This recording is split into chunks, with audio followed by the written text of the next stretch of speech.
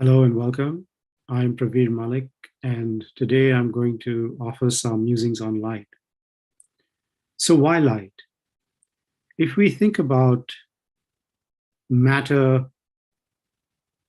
that exists anywhere, it's constituted by atoms. So, whether it's animate matter or inanimate matter, fundamentally it's made of atoms, and these atoms have all been forged in the light of the suns or the stars or in the math of a supernova. And so, by definition, every single atom has a deep signature of light inside it. In other words, anything that we see or that we are has massive amounts of light inside it. But even if we were to think about our context and our position in that context, our orientation in life is provided, in a sense, by light streaming in to our eyes from objects that might be far or near. And this light gets processed in our brains and, in a sense, grounds us into a massive light-based operating system. Further, if we think about any living beings, then the nutrition of all living beings can trace its origin to a process of photosynthesis, which again relies on the light of the sun. So it's fair to say that without light, we wouldn't exist. But even if we think about the current moment, a lot of the technologies that we take for granted are based on what we call the electromagnetic spectrum, which is nothing other than light.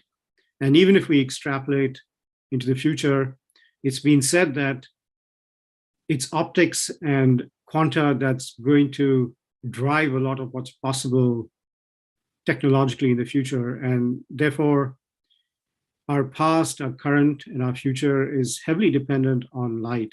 And yet, in a sense, we barely think about it. So here I'm going to offer Musings on Light. And this is based on a book by this name, Musings on Light, which was published earlier in 2022, so just a couple of months ago. But this book itself has been written at the end of a journey, and this journey was one in which I articulated the power of light through a mathematics written in 10 volumes of Cosmology of Light. So first of all, what got me interested in light? Now, there's several streams, but I'll share one, and it goes back to me working in organizational development and in the business world way back in the 90s. And what really caught my interest back then was, what is it that really creates resilience in the system or the sustainability in the system, regardless of whether it's an economic system or an organizational system. And so I was led into trying to understand this sustainability and resilience from an organizational perspective. And as a result, I wrote a series of 3 books in which I elaborated fractal dynamics, which connected essentially small patterns to what was happening in the system or larger system itself. But the more important thing was that this study or this urge to understand resilience led me into the notion of, okay, what is it that creates resilience in biological systems or in chemical systems or in physical systems? And that really is what led me into light. So light being, in a sense, the origin of physical systems, so physical systems emerging from there, and then subsequently chemical systems emerging from that, and biological systems emerging from chemical systems, and so on. So one can trace the origin of everything that's emerged from light itself. And that's what really led me into a study of what light is. So why is it a cosmology of light? Essentially, I call it a cosmology because the idea is that light, as we know it in the physical universe, is scientifically moves at a speed of 186,000 miles per second, and it's a constant speed. But what if light could exist at different constant speeds? What kinds of realities might it create? And what would be the interaction of these different realities in affecting how things showed up physically? And that's really what drove the idea of a cosmology. Now, the 10 books were essentially pretty heavy in a sense, and I would say unapproachable, or perhaps appeal to a small audience. And so I partnered with Margaret Faines, who's an artist in Lodi, so close to the Bay Area. And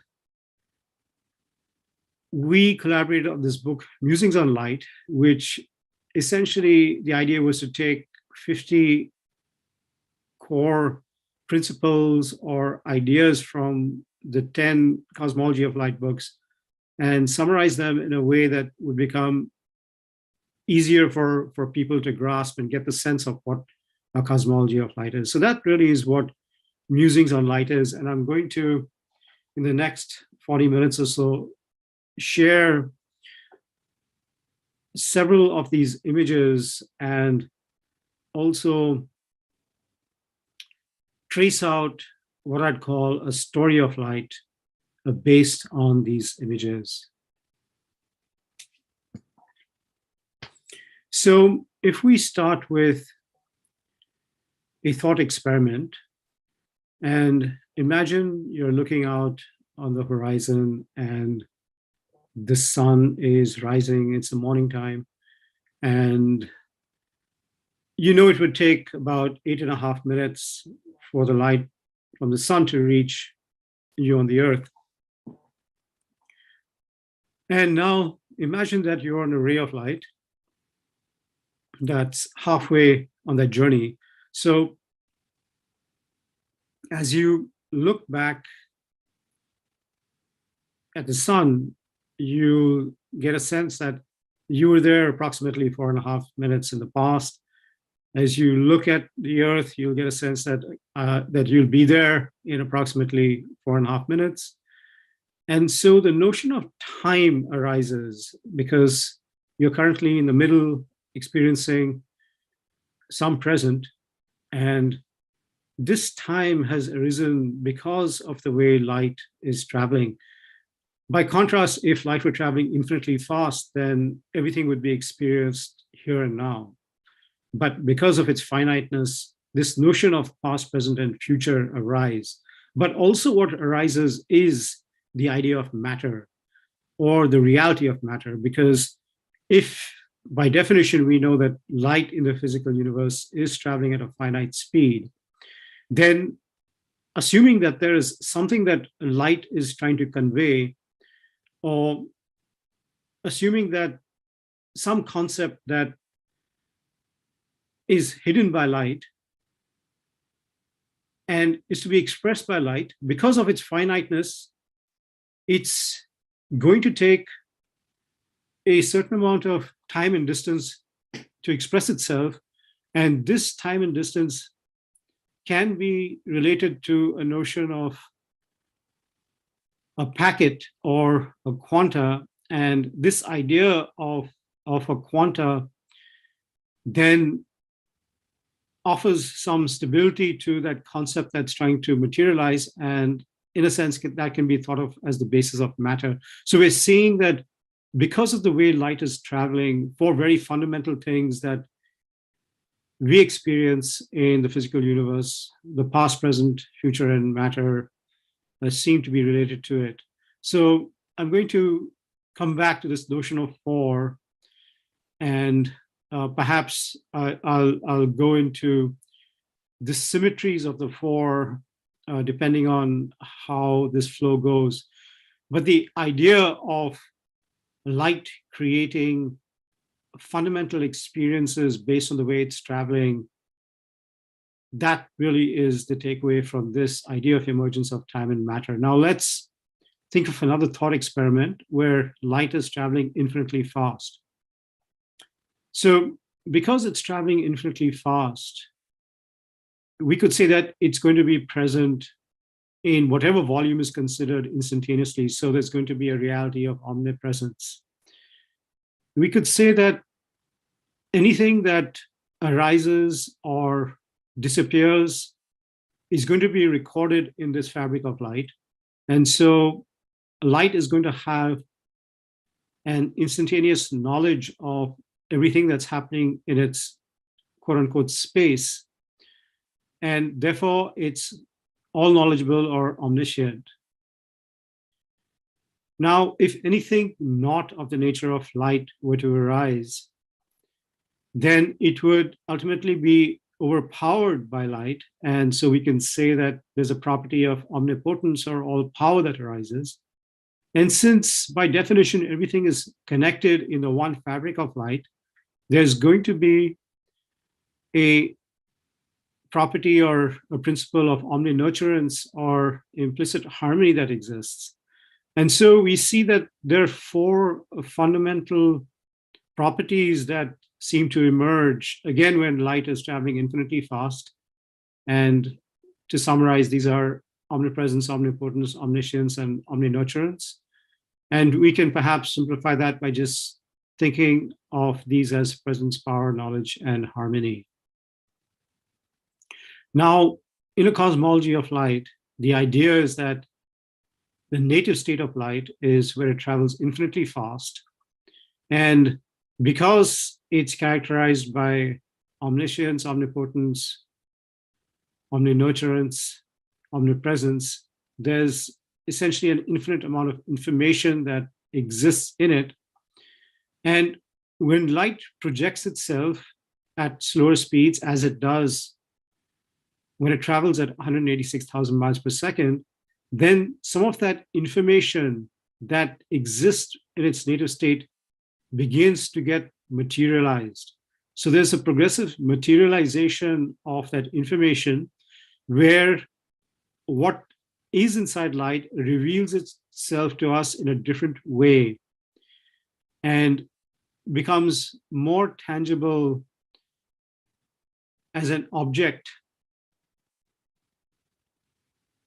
based on how light is traveling. So if we take at least these two scenarios where light is traveling infinitely fast, and then light travels at 186,000 miles per second, the known speed, we've already explored very briefly how the realities are going to be different. And these realities are going to be based on the information that's in light, but also it's possible to conceive of different constant speeds of light that create different kinds of information. And I'll mention as well that if light were to project itself at zero speed, then essentially it would not be able to travel or express itself in any way. And so that reality that would be created would be fundamentally a different kind of reality, the opposite in a sense, were light to travel infinitely fast. So instead of omnipresence, omnipotence, omniscience, and omninurturance, we would have extreme fragmentation, complete weakness, complete ignorance, and complete disharmony. So there would be, in a sense, perhaps what we may even term as a dark hell or something of that nature. So essentially, what the picture that begins to emerge is that there's symmetry. So what is symmetry? Symmetry is essentially that phenomena where some reality can express itself or show itself in a different way based on how it's perceived.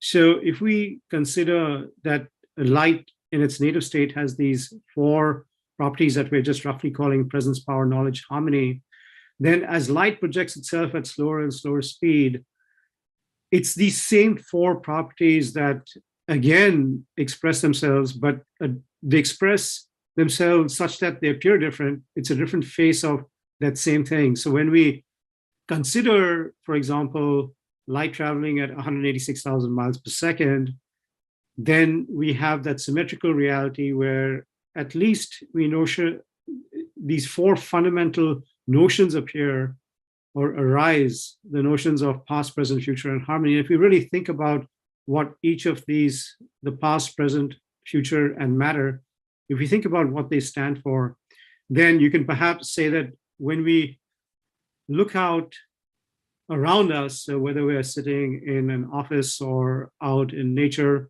we'll see that everything that exists around us is the result of a tremendous amount of activity that's taken place in the past.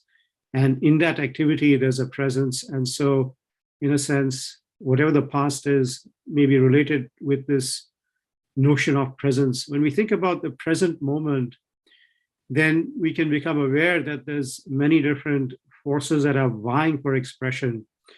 And it's perhaps the most powerful force, the stronger force, however you want to define that strongness, that will express itself. And so there's the present moment that, in a sense, is correlated with this idea of power.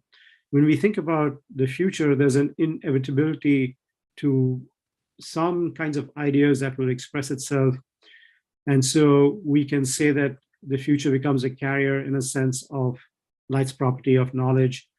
And then when we think about matter, then matter is allowing many different stable entities to arise within our field and become the basis of a massive progressive harmony. And so we can say that matter, in a sense, correlates to this idea of harmony. So we're seeing this fourfold symmetry in action, regardless of the way light is traveling. Now, when we come to the notion of quanta and the Big Bang, essentially, the way I would describe quanta is that it is a bridge mechanism that connects one layer of light to the other. And that bridge mechanism is essentially materializing some information that exists in the layer of light behind it. And in that action, whatever is expressing itself requires a threshold value, in a sense, and that is what quanta is. So it's a bridge mechanism that materializes more subtle information into a further objectified or material form. So when we think about light being projected at 186,000 miles per second, then we can see that really what's might be happening is that when light projects itself at 186,000 miles per second, there's a vast amount of information that is seeking to materialize. And that is the reason why light is projecting itself at that particular speed, because that information is going to show itself in a particular way. But the precipitating event for that information to appear materially can be related to this event that we call the Big Bang.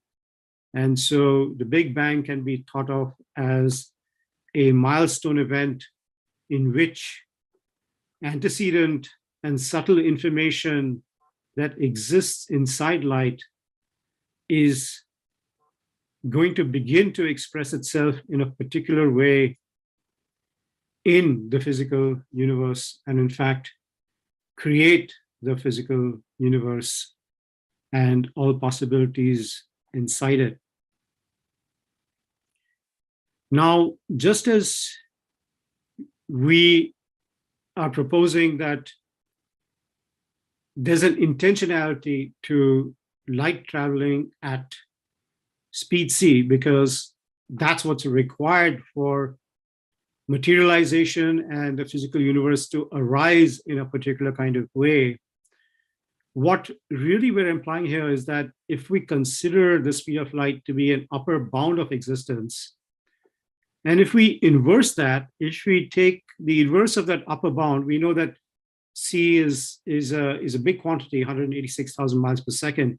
If we inverse that, then we reach a very small quantity that I'll propose creates a lower bound of existence and is correlated to this idea of quanta that I had just shared a couple of minutes ago. And these, in a sense, become the bounds of existence. So we have a lower bound that is the inverse of the speed of light, c, and it's called h, or Planck's constant. And then we have the upper bound, which is c, and it's the interaction of these two bounds, h and c, that then cause the physical dynamics or the dynamics of how a particular universe will arise. So in the physical universe, we have a particular value for c and h, and that creates matter in a particular way. But in a cosmology of light, where we could have different constant speeds for light, the quote unquote C and H are going to be progressively different. And I'm going to go into that idea now. So when we think about light, the common scientific notion is that light is a wave particle duality. But what does it really mean, a wave particle duality? You can, in a sense, see that particle is something that requires a particular value of the speed of light, so c, and a particular value of the lower bound h. And that combination, in a sense, creates a particular kind of quanta and expresses itself as a material particle. But if we think about the wave, what we're really saying is that light is existing in a different form of itself, where the speed and the quote unquote h have been altered. So we can hypothesize that the wave is connecting us to an antecedent layer of light where information exists in a different way. And being antecedent, it's going to be much faster than the known speed c, because it's somewhere between c and infinity. But being faster means that if we inverse it, just as we inverse to get h, we're going to get something that's even much, much, much smaller than h.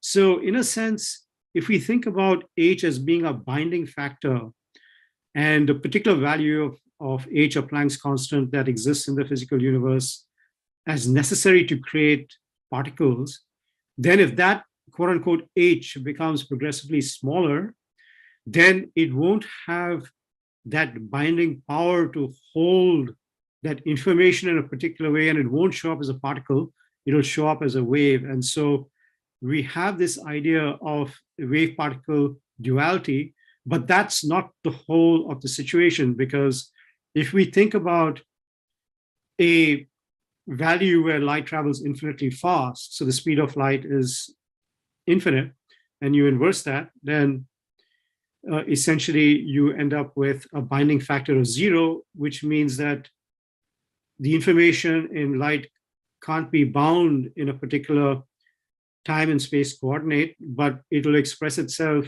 as one throughout all of that layer. Then you get the idea of the block aspect of light. And then somewhere in between, if we have light traveling at some other speed that is between the speed where a wave expresses itself and the block has expressed itself, then we can hypothesize that that speed of light is obviously less than infinity, but way higher than the speed of light that's required to create a wave. And if you inverse that higher speed of light, let's just call it k or n, we'll just call it n. So you inverse that n, and what you end up with is a quote unquote H that is even less in its ability to bind matter. So that information will show up as a field. So what we're saying is that we have, in effect, a quadrality that's come into place, a block field wave particle quadrality. And this is different than the notion of a wave particle duality.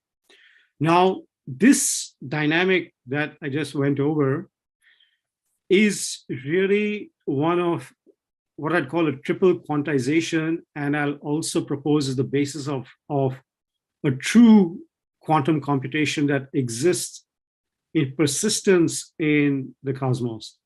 So what do I mean? So triple quantization. So we talked about just a minute ago, or I had expressed the idea of that infinity of light traveling infinitely fast, where whatever exists in it, by definition, is going to be spread across, oneness across that layer of light. And then when light assumes a slightly slower speed,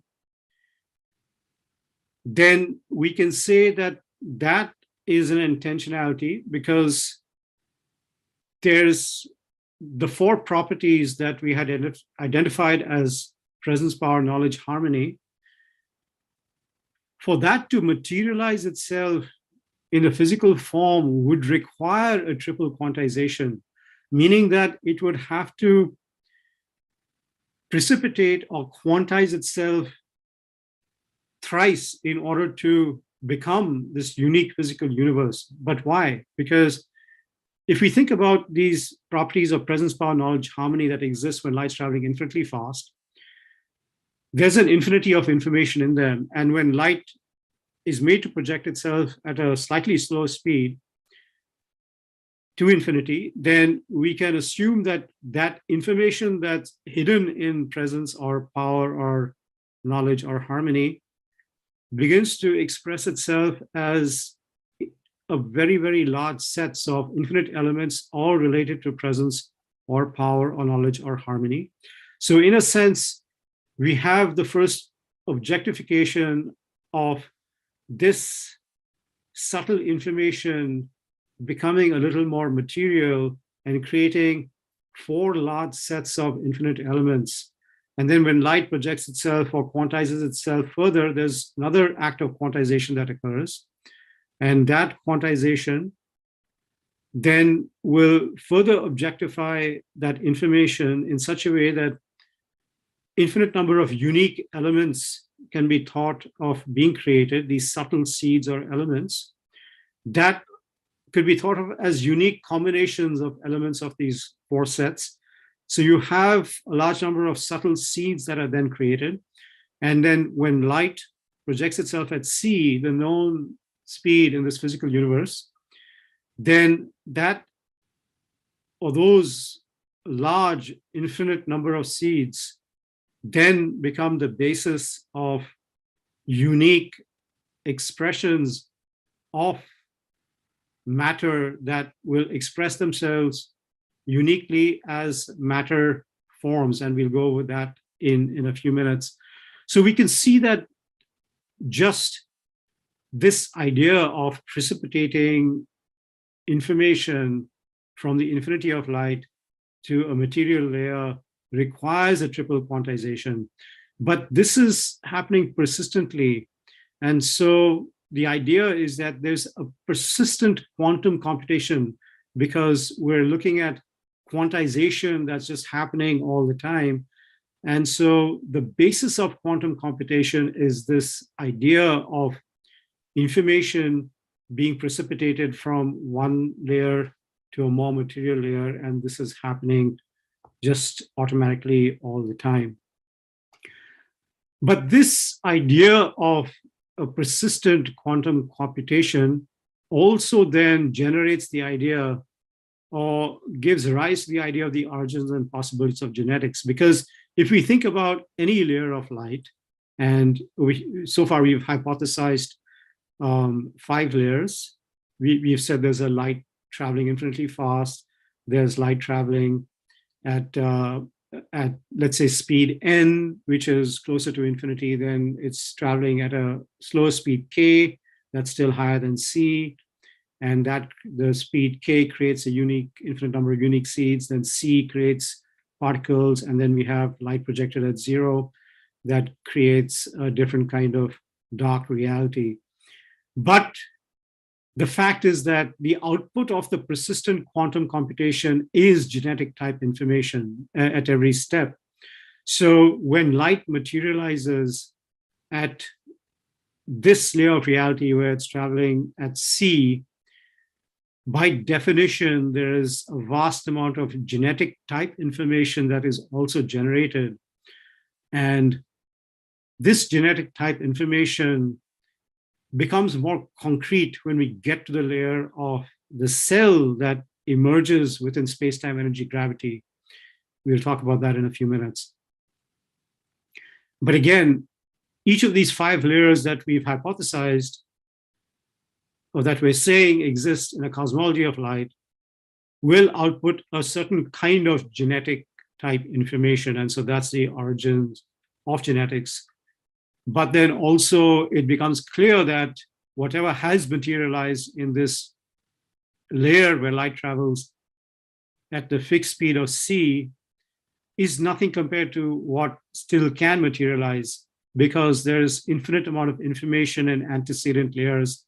And therefore, there's also the possibilities of genetics and genetic type information that can express itself even in different form.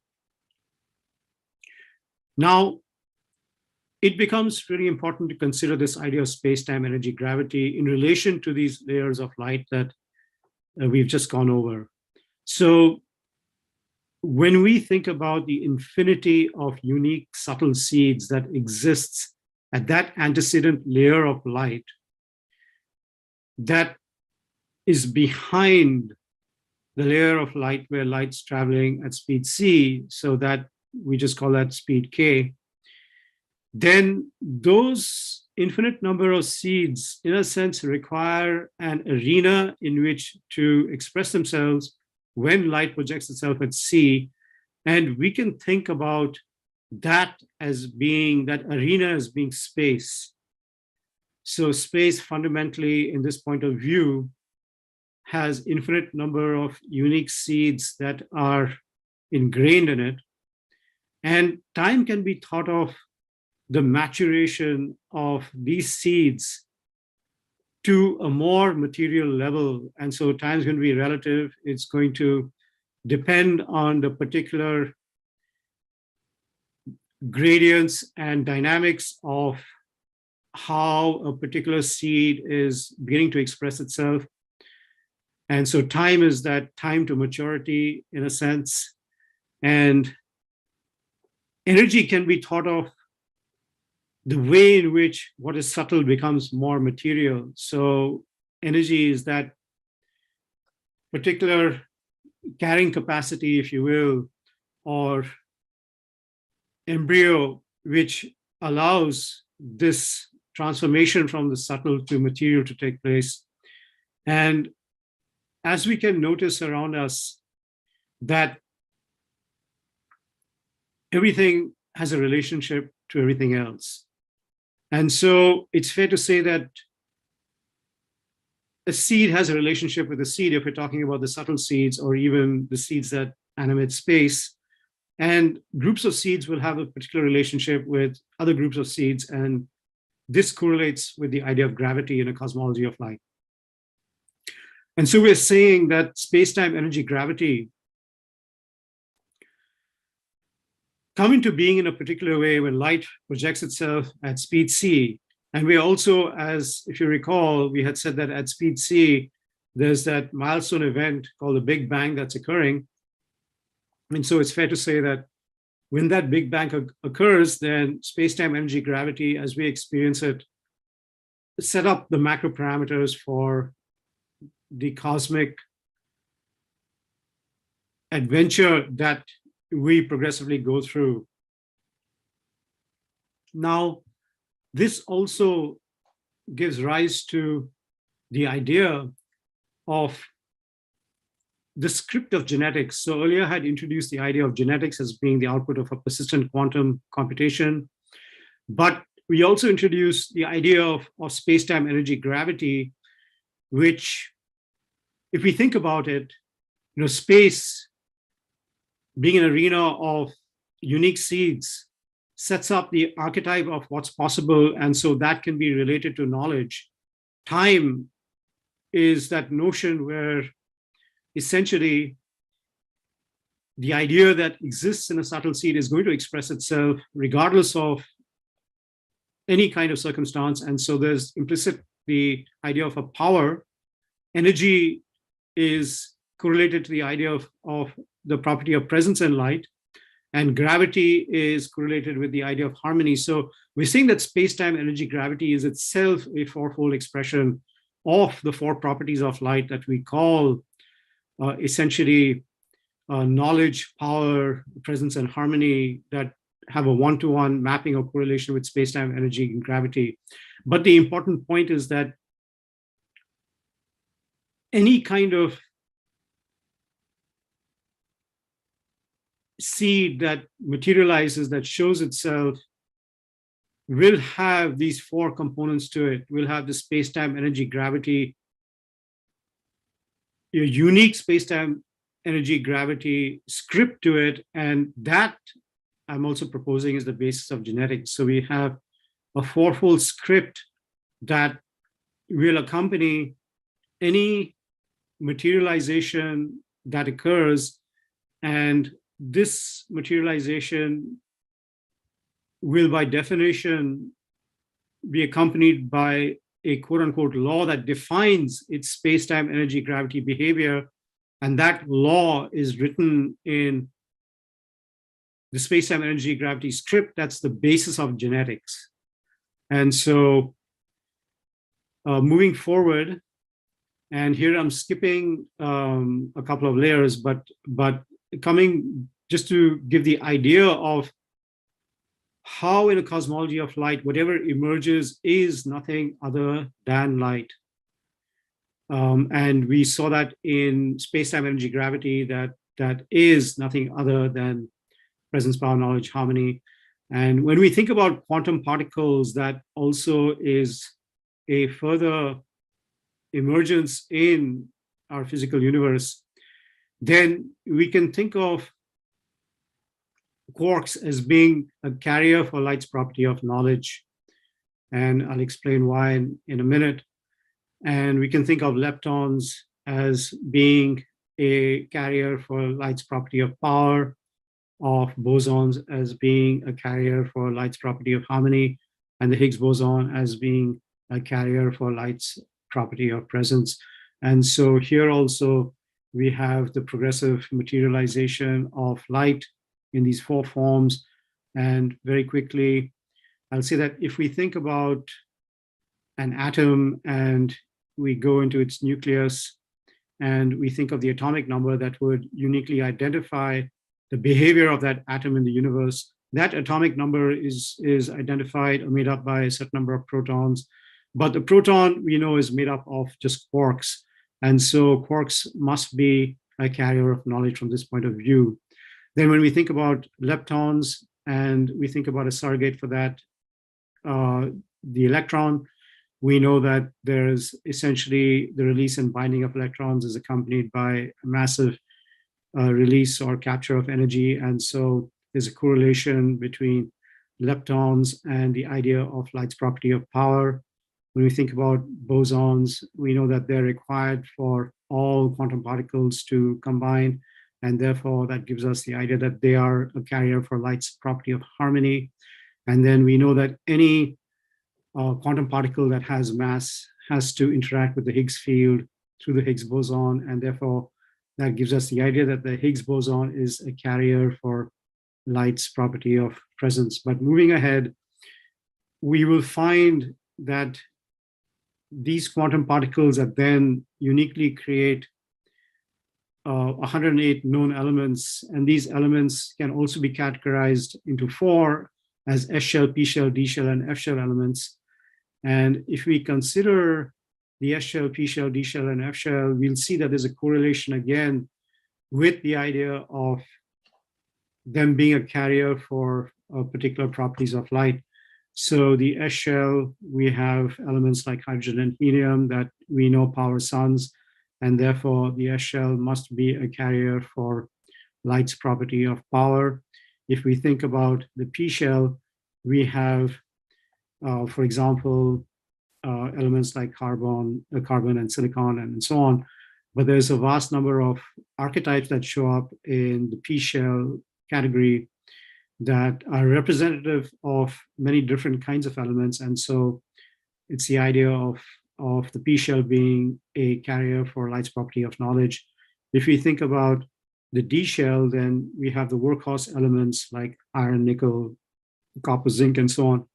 And so we know that D shell must be a carrier for light's property of presence. And then when we think about F shell elements, these are the largest elements with the biggest atomic numbers that exist. And so we know that they're experiments in collectivity. And so we have the sense that F shell must be carrier of light's property of harmony. When we think about the next layer of materialization that animates life, then we know that every single living cell has 4 molecular plans in it. And these we call nucleic acids, proteins, lipids, and polysaccharides. But if we think about what they stand for, then we know that nucleic acids, for instance, it must be related to being the light's property of knowledge, because nucleic acids create DNA and essentially create libraries of knowledge within each cell. When we think about proteins, they're the workhorse elements in each of the cells. There's up to 30,000 different proteins in the human cell. And so it must be a carrier for the idea of light's property of presence. When we think about lipids, they create natural compartments in cells and create harmony in a cell. And so they must be the carrier of harmony. And polysaccharides are sugars that create energy. And so they must be the carrier of light's property of power. Now, one thing that we'll notice is that just as there's implicit in light these 4 properties of presence, power, knowledge, harmony, as that information expresses itself in this universe where light is traveling at speed c, we'll notice that whether we're talking about space-time, energy, gravity, or quantum particles, or atoms, or cells, that these all have 4 components. And these 4 components, as I just expressed, there's a one-to-one mapping with the idea of presence, power, knowledge, harmony. And so whatever is implicit in light becomes explicit. And that explicitness, when it combines together to act as one, is what creates stability. And so it can be said that the stability of light-based quadralities, where quadrality is this coming together of 4, is essentially based on the implicit property of 4 expressing itself explicitly and wanting to maintain that relationship or nature of integrality or union in a certain sense, which also is the basis of or an expression of love in a very fundamental form, where the thing that's contained inside light expressing itself as a stability, as a light-based quadrality, is again displaying that implicit secret of light that I would call love. So we talked about several light-based quadralities, space-time, energy, gravity. We talked earlier about past, present, future matter, and then about quantum particles, atoms, cells, and we can also extrapolate or see that human are also light-based quadralities, because if we think about what animates the human, we have essentially your thoughts that are carriers of knowledge. We have sensations that can be the carrier of presence. We have urges and wills that the carrier of power, and then we have emotions that's the carrier of harmony in a sense. So we're seeing that there's a progressive materialization of what it means, of what those things mean, presence, power, knowledge, harmony, because there's a implicit complexification as forms become more and more uh, evolved in a sense. And we can begin to see that culture itself, regardless of where that culture exists, whether in a small organization or in a country, can also be expressed as essentially being anchored in the idea of knowledge or presence and service or power or adventure or harmony, and the many, many, many different elements that are related to knowledge, presence, power, and harmony. And so culture, in a sense, is a containing layer or something that emerges where human beings are. And the culture is going to have a very powerful effect on whether that fourfold nature of what's inside light can continue to express itself with more and more sophistication and divergence.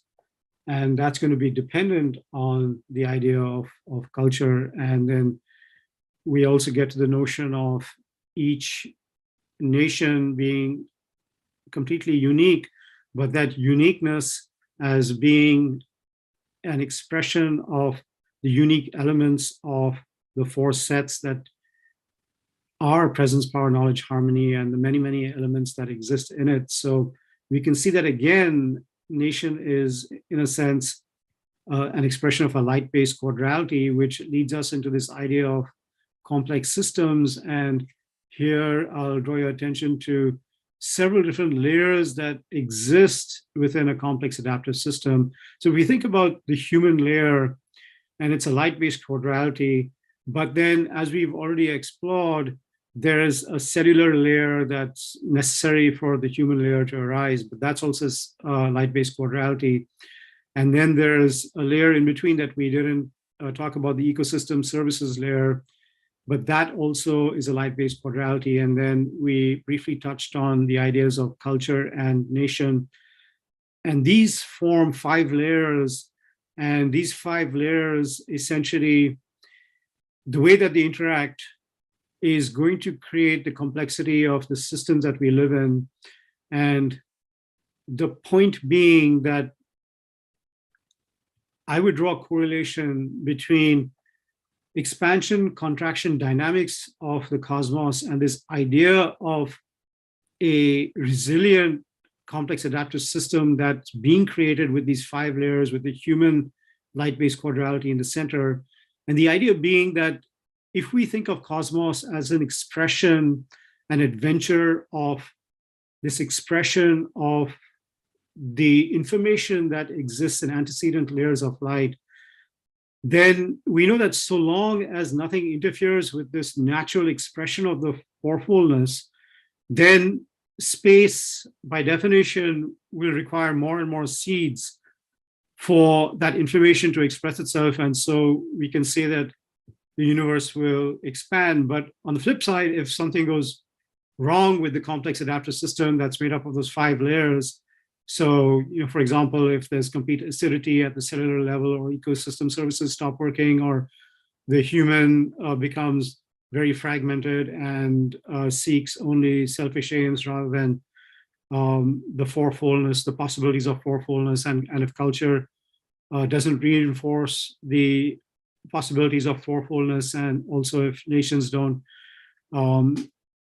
delve into their uniqueness to again become that unique expression of what's possible with fourfoldness, and create the macro structure for all the other layers to express themselves. If none of that happens, then essentially in this point of view, in this cosmology of light point of view, the essential adventure by which fourfoldness is trying to express more of itself can't happen anymore. And so the object of that cosmos can't be maintained, and so there would be a contraction, and that would lead to, perhaps what some people would call a pralaya. Now, there are a couple of more concepts I just want to draw on before concluding. One is the precision of cosmic computational power. So, what we're saying essentially is that in this vast adventure, from these four properties that exist at light's native state, you can see that through the precipitation of layers of light and then through the macro container of space-time energy gravity, there is essentially a vast amount of computational power, quantum computational power, that is persistently acting to allow that fourfoldness to express itself in more and more complete and full forms. And so, here we have this idea of the space-time energy gravity going to layers of physical reality with quantum particles, and then progressively with atoms, and then with cells, and then onto human beings.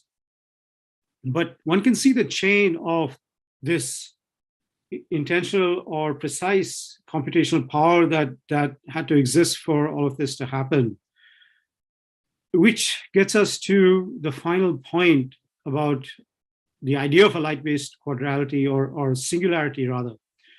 When we think about the human being is at the crux of things from several points of view. So even if we think about the human being just physically, then the order of magnitudes that exist from the lowest levels of cosmos, or the smallest level of cosmos, down to quantum levels, and then to the largest levels in parsecs of the extent of the universe, we find that the human being is conveniently at the center. And in a cosmology of light, again, this would be intentional, because the way that the human being really chooses to act, or chooses to perceive, or whether the human being really follows a call to the adventure of this expression of fourfoldness and allows the fourfoldness to continue to express itself, such that the human being evolves into something that we may call a light-based singularity, where there's a knowledge of the oneness of the human, or this form that's evolved from the human, with the nature of light itself. So up to the human being, the interesting thing was that we can say that cosmic computation proceeded in an almost automatic way. It was implicit in the way the cosmos interacts or acts. But with the surfacing of the human, cosmic computation is now, in a sense, delegated to the human being. And the way the human being chooses to act is going to define what remains possible, or what can be possible, with the possibility that there shall be the emergence of light-based singularity, where the consciousness that's embodied in the form that evolved from the human form is completely one with everything else. And so that brings us to the end of this idea of cosmology of light. And just to summarize, it's essentially this adventure that led us from the native state where light travels infinitely fast to light projecting more and more of its possibility, such that it may culminate in this thing that we call a light-based singularity.